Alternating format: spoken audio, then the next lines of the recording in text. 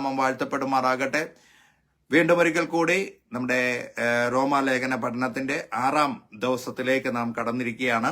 ദൈവമായ കർത്താവ് ഇത്രത്തോളം നമ്മെ സഹായിച്ചു. ഓരോ ദിവസവും അനുഗ്രഹിക്കപ്പെട്ട നിലയിൽ അത് കൊണ്ടുപോകുവാൻ ദൈവമായ കർത്താവ് നമ്മെ കൃപ ചെയ്തു എന്ന് വേണം നമുക്ക് പറയുവാൻ. കഴിഞ്ഞ ആഴ്ച, അതായത് വെള്ളിയാഴ്ച ഞാൻ പറഞ്ഞിട്ടുണ്ടായിരുന്നു വായിച്ചിട്ട് വരണമെന്ന്. എവിടെ നിന്നോട്ട് എവിടെ വരെ വായിക്കാനാ പറഞ്ഞിരുന്നേ? 1 തൊട്ട് 3-ാം അധ്യായം വരെ വായിക്കാൻ. വായിച്ചവർ എത്ര പേരുണ്ട്? ജോമോന്റെ അവിടെ നിന്ന് കൈവക്കി. ദൈവം അനുഗ്രഹിക്കട്ടെ. വായിച്ച പ്രിയപ്പെട്ടവർക്കായി ദൈവത്തെ സ്തുതിക്കുന്നു. കാരണം ഒരു പ്രാവശ്യമെങ്കിലും നാം ഒന്ന് മുഴുവനായിട്ട് വായിക്കണം. അത് ഏറ്റവും അനുഗ്രഹമാണ്. അപ്പോൾ നാം പറയുന്ന അനുസരിച്ച് വായിച്ചാൽ ഏറ്റവും അനുഗ്രഹമായി തീരും. നാം ഒന്ന് ഓടിച്ചു പറയുകയാണെങ്കിൽ നാം ഇതുവരെ പഠിച്ച കാര്യങ്ങളെക്കുറിച്ച് എത്ര പേർക്ക് മനസ്സിലായി? എത്ര പേര് ഓർക്കുന്നുണ്ട്? നാം പറഞ്ഞുകൊണ്ടിരുന്ന കാര്യം എന്തായിരുന്നു? എന്തിനെക്കുറിച്ചാണ് ഇതുവരെ പറഞ്ഞുകൊണ്ടിരുന്നത്? പാപം. പാപത്തിൽ ആരെല്ലാമാണ് പാപികളെന്ന് നാം ഇതുവരെ കണ്ടു. ധാർമ്മിക ബോധമുള്ള മനുഷ്യര്, പിന്നെ വിഗ്രഹാരാധന. അതാണ് കറക്റ്റ്, വിഗ്രഹാരാധന.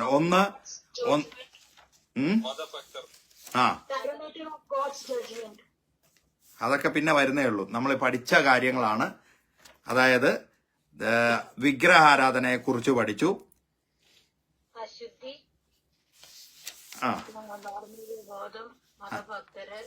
ധാർമ്മിക ബോധം, മതഭക്തര്, ഇത്രയാണ് നമ്മൾ പഠിച്ചത്. അത് എല്ലാ പാപത്തിന് കീഴിൽ വരുന്നതാണ്. അടുത്തതായിട്ട് ഇനി ബാക്കിയുള്ള ആൾക്കാരെ കുറിച്ച്, അതായത് എക്സെട്ര എന്ന് പറഞ്ഞ ആൾക്കാര്, ഇതിലൊന്നും പെടാതെ, നമ്മൾ ഇത്രയും നേരം പറഞ്ഞ അതിലൊന്നും പെടാതെ പുറത്തു നിൽക്കുന്ന കുറെ ആൾക്കാര്, അവരെ കുറിച്ചാണ് പറയുന്നത്. അപ്പോ 23-ാം വാക്യം, 3-ാം അധ്യായം 23-ാം വാക്യമാണ് അതിന്റെ ആപ്തവാക്യം എന്ന് പറയുന്നത്. വായിക്കാം. അപ്പൊ ഒരു വ്യത്യാസവും ഇല്ല, എല്ലാവരും പാപം ചെയ്ത് ഒരുപോലെ ദൈവ തേജസ് ഇല്ലാത്തവരായി തീർന്നു. അപ്പോ അതിനർത്ഥം സകല മാനവരാശിയും പാപത്തിൻ കീഴിലായി എന്നാണ് അപ്പോസ്തലനായ പൗലോസ് കൂടെ ഓർമ്മപ്പെടുത്തുന്നത്. ഒന്ന്, യഹൂദൻ എന്ത്, ആദ്യത്തെ വാക്യത്തിൽ പറയുന്നു യഹൂദൻ എന്ത് വിശേഷതയുണ്ട്. അതിന്റെ വാക്യത്തിന്റെ തുടർച്ചയാണ് 9-ാം അധ്യായത്തിൽ 3-1 തൊട്ട് 8 വരെയുള്ള വാക്യങ്ങളിൽ നമുക്ക് കാണുവാൻ. യഹൂദനെ ദൈവം തിരഞ്ഞെടുത്തു, ന്യായപ്രമാണം ആദ്യം കൊടുത്തു. പക്ഷേ അവിടെ പറയുകയാണ്, 3-9 വാക്യം പറയുകയാണ്, യഹൂദന്മാരും നമുക്ക് വിശേഷതയുണ്ടോ? അശേഷമില്ല.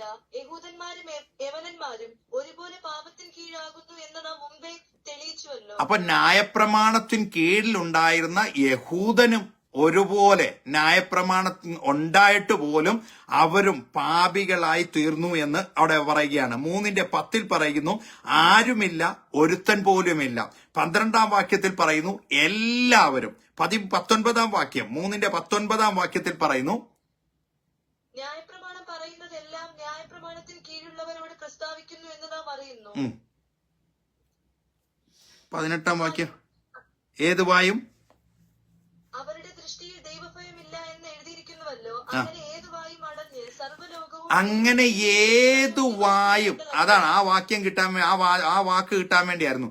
അങ്ങനെ ഏതു വായും അടഞ്ഞു. കാരണം ആർക്കും ഒരു പ്രസക്തി പറയാനായിട്ടില്ല, ഞാൻ ഇന്നത് ചെയ്തുകൊണ്ട് എന്റെ പാപത്തിൽ നിന്ന് ഞാൻ വിമുക്തനായി എന്ന്.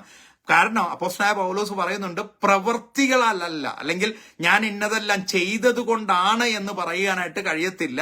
ദൈവത്തിന്റെ നീതീകരണം എന്ന് പറയുന്നത് വിശ്വാസം മൂലം കടന്നു വരുന്നു എന്ന് അപ്പോസ്തലനായ പൗലോസ് അസന്ദിഗ്ധമായി അവിടെ ഓർമ്മപ്പെടുത്തുകയാണ്.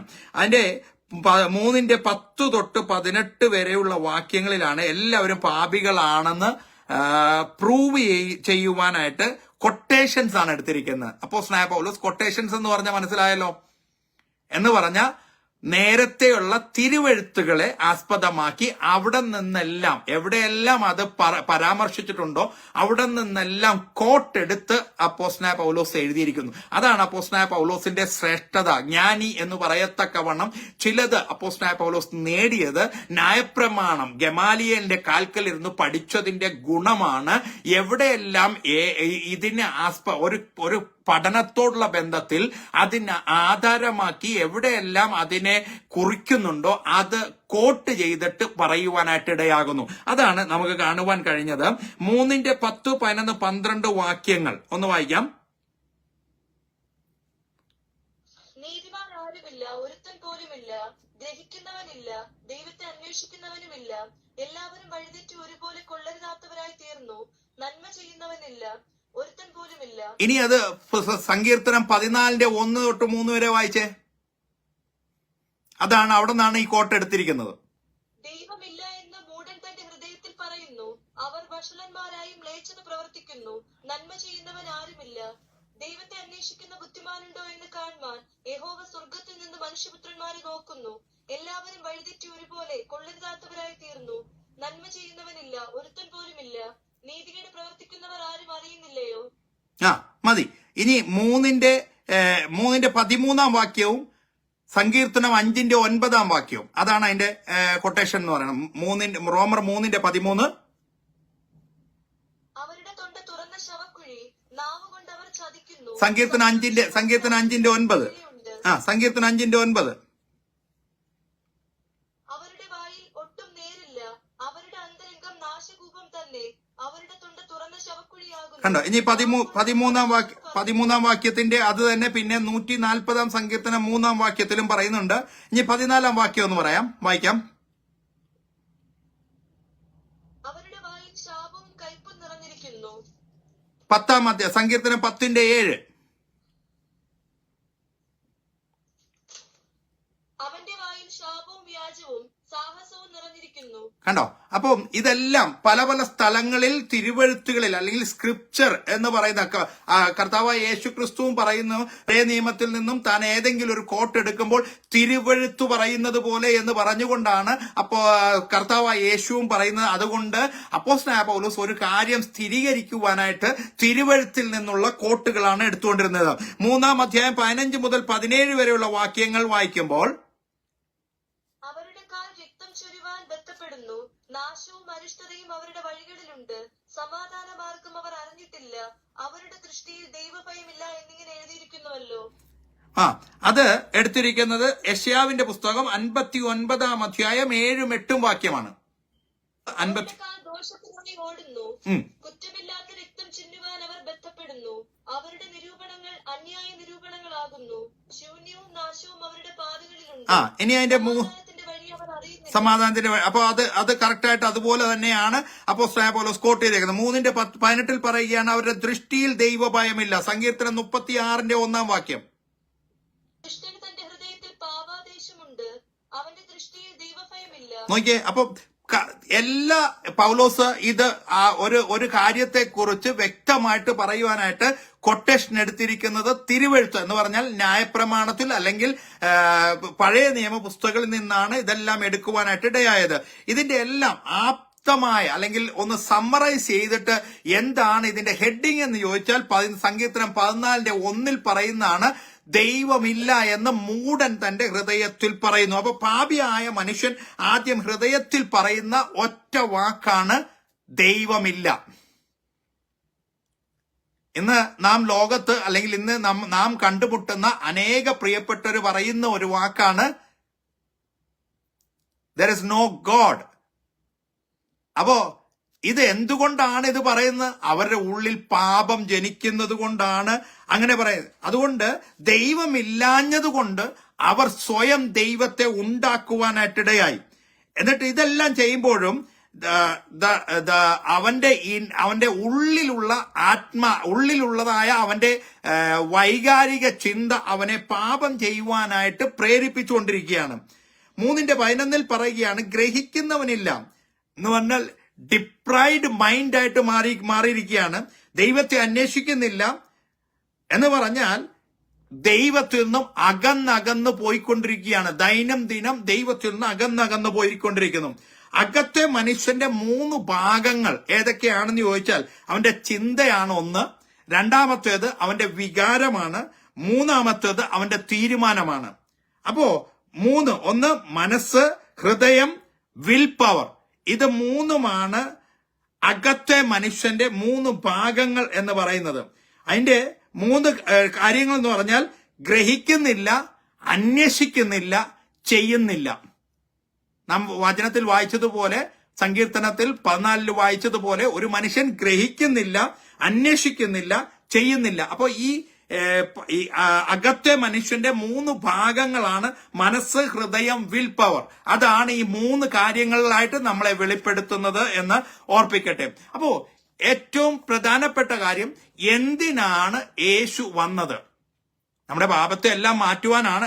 അതെല്ലാം അതൊരു ഒറ്റ വാക്കിൽ അങ്ങനെ പറയുവാൻ സാധിക്കുമെങ്കിലും ഉൽപ്പത്തി പുസ്തകം 3-ാം അധ്യായത്തിലേക്ക് നാം വരുമ്പോൾ, വെയിലാറിയപ്പോൾ യഹോവയായ ദൈവം തോട്ടത്തിൽ നടക്കുന്ന ഒച്ച അവർ കേട്ടു. എന്നിട്ട് ആരാണ് അവിടെ ആദ്യം ചോദിക്കുന്നത്? ആദാമേ, നീ എവിടെ? ആരാ ചോദിക്കുന്നേ? യഹോവയായ ദൈവമാണ് ചോദിക്കുന്നത്. അപ്പം ആരാണ് അന്വേഷിക്കുന്നത്? ദൈവമാണ് അന്വേഷിക്കുന്നത്. എന്തിനെ അന്വേഷിക്കുന്നത്? കാണാതെ പോയതിനെ അന്വേഷിക്കുകയാണ്. അതായത് തന്റെ മുൻപിൽ വരേണ്ടതിനെ കണ്ടില്ല.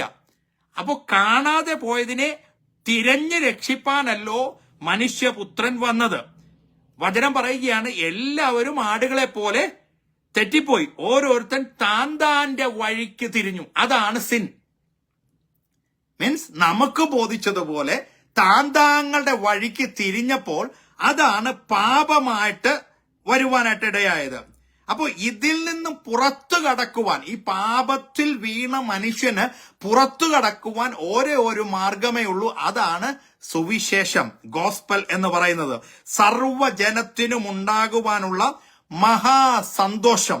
ദൈവം പാപിയായ മനുഷ്യന്റെ ഒരു MRI സ്കാൻ എടുക്കുകയാണെങ്കിൽ 3-ാം അധ്യായം 10-ാം വാക്യം തൊട്ട് 18-ാം വാക്യം വരെ നാം ഒന്ന് ശ്രദ്ധിച്ചാൽ അവിടെ അവയവങ്ങൾ പറഞ്ഞിട്ടുണ്ട്. ആ അവയവങ്ങൾ പറഞ്ഞിരിക്കുന്നത് ഏതൊക്കെയാണെന്ന് നമ്മളൊന്ന് പറയണം.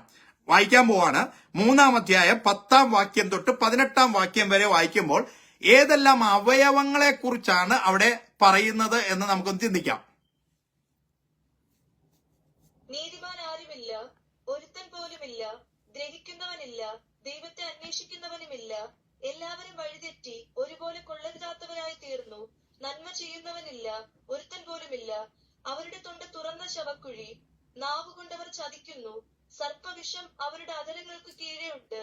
അവരുടെ വായിൽ ശാപവും കയ്പും നിറഞ്ഞിരിക്കുന്നു. അവരുടെ കാൽ രക്തം ചുരുവാൻ ബന്ധപ്പെടുന്നു. നാശവും അരിഷ്ടതയും അവരുടെ വഴികളിലുണ്ട്. സമാധാന മാർഗം അവർ അറിഞ്ഞിട്ടില്ല. അവരുടെ ദൃഷ്ടിയിൽ ദൈവഭയമില്ല എന്നിങ്ങനെ എഴുതിയിരിക്കുന്നുവല്ലോ. ഏതെല്ലാം അവയവങ്ങളെ കുറിച്ച് കേട്ടു?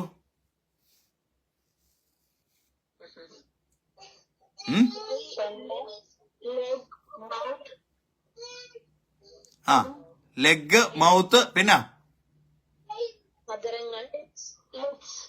അധരങ്ങൾ, നാവ്, കാലുകൾ. ഓക്കെ,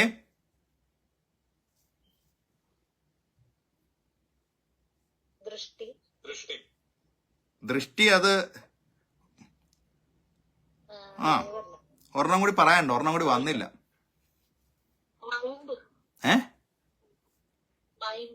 മൈൻഡ് അല്ല, ഒന്നുകൂടി വായിക്കണോ? ഹാർട്ട്. Okay, heart. ഓക്കെ, തൊണ്ട വായിച്ചു. തൊണ്ട. ഓക്കെ. അപ്പോ പറഞ്ഞോ? കേട്ടില്ല. ഓക്കെ. അപ്പോ യേശുക്രിസ്തു പറയുകയാണ്, ഹൃദയത്തിൽ നിറഞ്ഞു കവിയുന്നതല്ലോ വായ് സംസാരിക്കുന്നത്. അപ്പൊ മത്തായി സുവിശേഷം 12:34 അത് പറഞ്ഞിരിക്കുന്നത്. അപ്പൊ ദുഷ്ടരായിരിക്കെ നല്ലത് സംസാരിക്കാൻ നമുക്ക് കഴിയത്തില്ല. നാം ദുഷ്ടന്റെ സ്വഭാവമാണ് നാം പുറത്തെടുക്കുന്നതെങ്കിൽ നമ്മളിൽ നിന്നും നല്ലത് പുറത്തു വരികയില്ല. അതുകൊണ്ടാണ് എങ്ങനെയാണ് ഒരുവൻ രക്ഷകനായി തീരുവാൻ ഇടയാകുന്നത്? ഹൃദയത്തിൽ വിശ്വസിച്ച് നാവ് കൊണ്ട് ഏറ്റുപറയണം. അതുകൊണ്ടാണ് അങ്ങനെ ഒരു ക്ലോസ് അവിടെ കൊടുക്കുവാനായിട്ട് ഇടയായത്. മത്തായി സുവിശേഷം 12:36-37 വാക്യങ്ങൾ വായിക്കുമ്പോൾ, എന്നാൽ മനുഷ്യർ പറയുന്ന ഏത് നിസ്സാര വാക്കിനും ന്യായവിധി ദിവസത്തിൽ കണക്ക് ബോധിപ്പിക്കേണ്ടി വരും എന്ന് ഞാൻ നിങ്ങളോട് പറയുന്നു. നോക്കിയേ, അപ്പോ നിന്റെ വാക്കുകളാൽ നീതി വിധിക്കപ്പെടുകയും നിന്റെ വാക്കുകളാൽ കുറ്റം വിധിക്കപ്പെടുകയും ചെയ്യും. നോക്കിയേ, അപ്പോ നമ്മുടെ വായിൽ നിന്ന് പുറപ്പെടുന്ന വാക്കുകളെയാണ് കർത്താവായ യേശുക്രിസ്തു പറയുന്നത് വിധിക്കുമെന്നുള്ളത്. അപ്പോ അതുകൊണ്ടാണ് ഒരു പാട്ടുകാരൻ പറയുന്ന great change happen since I was born എന്ന് പറയുന്നുണ്ട്, അല്ലെ? അപ്പൊ വാക്കുകൾ കൊണ്ട് നീതീകരിക്കപ്പെടും. അതാണ് രക്ഷ എന്ന് പറയുന്നത്.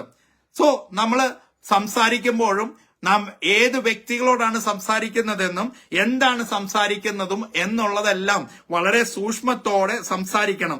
15:16 പറയുകയാണ്, കാല്, നമ്മുടെ വഴി എല്ലാം നാം നോക്കണമെന്ന് അവിടെ ഓർമ്മപ്പെടുത്തുകയാണ്. കാരണം ദുഷ്ടന്മാരുടെ വഴി നാശത്തിലേക്കാണ്. 1-ാം സങ്കീർത്തനത്തിൽ പറയുന്നത് പോലെ ദുഷ്ടന്മാരുടെ വഴി നാശത്തിലേക്ക് പോവുകയാണ്. അപ്പോൾ രക്ഷിക്കപ്പെടുന്ന ഒരാളോട് എന്താ പറഞ്ഞിരിക്കുന്നത്? എഫേസ്യ ലേഖനം 6-ാം അധ്യായം അതിന്റെ 15-ാം വാക്യത്തിൽ പറയുന്നു, നിങ്ങളുടെ അരിക്ക് സത്യം കിട്ടിയും നീതി എന്ന കവചം ധരിച്ചും സമാധാന സുവിശേഷത്തിനായുള്ള ഒരുക്കം കാലിന് ചെരുപ്പാക്കിയും എല്ലാറ്റിനും മീതെ ദുഷ്ടന്റെ തീയമ്പുകളെ ഒക്കെയും കെടുക്കുവാൻ തക്കതായ വിശ്വാസം എന്ന പരിചയം എടുത്തുകൊണ്ട് നിൽപ്പിൻ. ഇതാണ് ഒരു ഭക്തന്റെ ജീവിതത്തിൽ സമാധാനത്തിനുള്ളത് നാം കണ്ടെത്തണമെങ്കിൽ ഇപ്രകാരം പോയെങ്കിൽ മാത്രമേ സാധിക്കുകയുള്ളൂ. ആമേൻ. നിന്റെ സമാധാനത്തിനുള്ളത് നീയും അറിഞ്ഞിരുന്നുവെങ്കിൽ കൊള്ളായിരുന്നു. അപ്പോൾ സമാധാനം ആരാണ്? യേശുവാണ് സമാധാനം.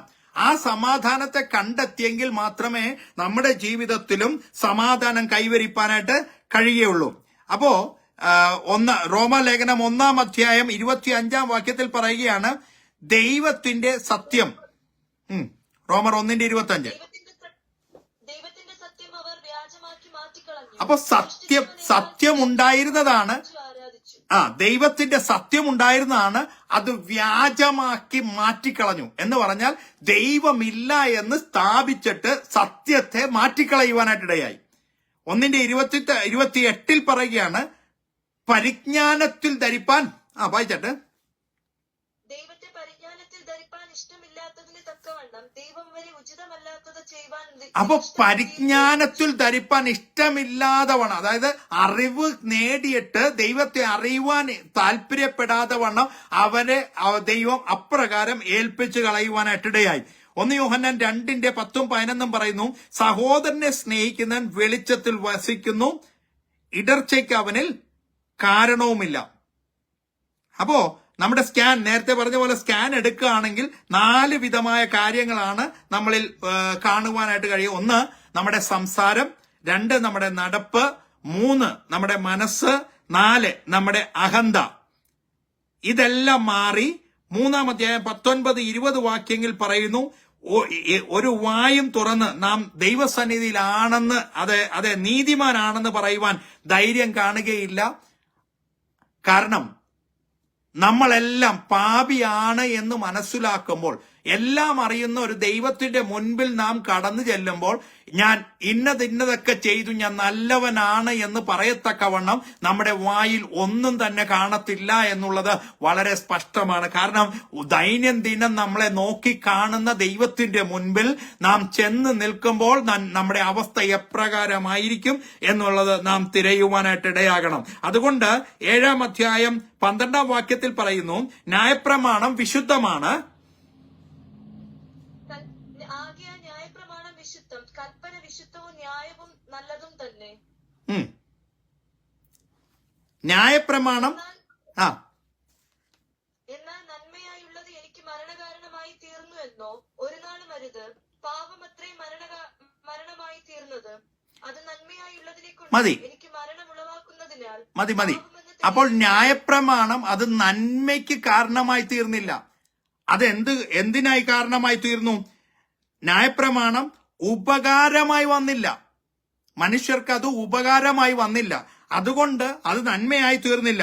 അപ്പോ അതുകൊണ്ടാണ് റോമാലേഖനം 3-ാം അധ്യായം 23-ാം വാക്യത്തിൽ അപ്പോസ്തലനായ പൗലോസ് പറയുന്നു, ഒരു വ്യത്യാസവുമില്ല, എല്ലാവരും പാപം ചെയ്തു ഒരുപോലെ ദൈവ തേജസ് ഇല്ലാത്തവരായി തീരുവാനായിട്ടിടയായി. അപ്പോ ഞാൻ ഇന്നത്തെ രാത്രികാലം പഠിപ്പിച്ച വ്യക്തമായ കാരണം എന്ന് പറഞ്ഞാൽ, ഹല്ലേലൂയ, വിഗ്രഹങ്ങളെ ആരാധിക്കുന്നവൻ പാപിയാണ്. പിന്നീട് അടുത്തത് പറയുവാനായിട്ടിടയായി, ധാർമ്മിക ബോധമുള്ള മനുഷ്യൻ അവര് പാപിയാണെന്ന് പഠിക്കുവാനായിട്ടിടയായി. അടുത്തത് മതഭക്തർ, പാരമ്പര്യത്തിലും ആചാരങ്ങളിലും ആശ്രയിക്കുന്ന മതഭക്തർ പാപികളാണെന്ന് മനസ്സിലായി. ഇത് കൂടാണ്ട് ഉള്ളതായ പ്രിയപ്പെട്ടവര് എല്ലാവരും തന്നെ ഒരുപോലെ എല്ലാവരും പാപികളാണ് എന്നുള്ളത് ഇന്ന് രാത്രികാലം നമുക്ക് കാണുവാനായിട്ട് കഴിഞ്ഞു. അപ്പോ നമുക്ക് you cannot defend your self before God. നമുക്ക് നമ്മെ തന്നെ ദൈവസന്നിധിയിൽ നീതീകരിക്കാനായിട്ട് കഴിയത്തില്ല. അതുകൊണ്ട് നാം ദൈവസന്നിധിയിൽ ചെല്ലുമ്പോൾ ആ പരീശൻ എന്താ പറഞ്ഞത്? ഞാൻ പാപിയായ ഒരു മനുഷ്യനെന്ന്. അപ്പോ കർത്താവ് പോലും ആ ചുങ്കക്കാരന്റെ പ്രാർത്ഥനയെ കാണുവാൻ കേൾപ്പാൻ തക്കവണ്ണം ഇടയായി. പരീശൻ നിന്നുകൊണ്ട് പറഞ്ഞത് എന്താ? ഞാൻ ഇവനെ പോലെ അല്ലായികയാൽ, ഞാൻ ഇങ്ങനെയൊക്കെ ചെയ്യാത്തത് കൊണ്ട് എന്ന് പറഞ്ഞുകൊണ്ട് തന്നെ നീതീകരിക്കാൻ നോക്കിയപ്പോൾ ചുങ്കക്കാരൻ പറയുകയാണ്, ഞാൻ പാപിയായ മനുഷ്യൻ. ആ ഒരു അവസ്ഥയാണ് സകല മനുഷ്യർക്കുമുള്ളത്. അതുകൊണ്ട് ഇപ്പോ ഈ 3-ാം അധ്യായം 21-ാം വാക്യത്തിൽ പറയുന്നു, ഇപ്പോഴോ ദൈവത്തിന്റെ നീതി വിശ്വസിക്കുന്ന എല്ലാവർക്കും യേശുക്രിസ്തുവിങ്കലെ വിശ്വാസത്താലുള്ള ദൈവനീതി തന്നെ ന്യായപ്രമാണം കൂടാതെ വെളിപ്പെട്ടു വന്നിരിക്കുന്നു. കണ്ടോ എങ്ങനെയാണ് ദൈവനീതി വെളിപ്പെട്ടു വരുവാനായിട്ടിടയായത്? വിശ്വാസം മൂലം. ഒന്നുകൂടി വായിക്കാം. ഇപ്പോഴോ ദൈവത്തിന്റെ നീതി വിശ്വസിക്കുന്ന എല്ലാവർക്കും ക്രിസ്തു യേശുവിങ്കലെ വിശ്വാസത്താലുള്ള ദൈവനീതി തന്നെ ന്യായപ്രമാണം കൂടാതെ വെളിപ്പെട്ടു വന്നിരിക്കുന്നു. നോക്കിയേ, ഒറ്റ സെക്കൻഡ് അല്ലെങ്കിൽ ആ ഒരു നിമിഷം ദൈവത്തെ അറിഞ്ഞ് അവനെ അക്സെപ്റ്റ് ചെയ്യുന്ന നിമിഷം എന്ന് പറയുന്നത് ഒരു ഗ്ലാൻസ് ഓഫ് സെക്കൻഡ്സ് എന്ന് വേണമെങ്കിൽ പറയാം. ആ സമയം മതി വിശ്വാസം മൂലം ഓരോ മനുഷ്യനും നീതീകരിക്കപ്പെടുവാനായിട്ട്. ആമേൻ. അതുകൊണ്ട് ഇന്ന് രാത്രികാലം നാം പഠിച്ചത് 3-ാം അധ്യായം 9-ാം വാക്യം മുതൽ 3-ാം അധ്യായം 20-ാം വാക്യം വരെയുള്ളതാണ് നാം പഠിക്കുവാനായിട്ടിടയായത്. നാളെ നമുക്ക് നീതീകരണം അല്ലെങ്കിൽ റൈറ്റ്യസ്നെസ്, എങ്ങനെ ആ രക്ഷയെക്കുറിച്ച്, നീതീകരണം അല്ലെങ്കിൽ രക്ഷയെക്കുറിച്ച് നമുക്ക് വീണ്ടും പഠിക്കുവാൻ കർത്താവ് നമ്മെ സഹായിക്കുമാറാകട്ടെ. ദൈവമായ കർത്താവ് ഈ വചനങ്ങളാൽ കർത്താവ് നമ്മെ ബലപ്പെടുത്തുമാറാകട്ടെ.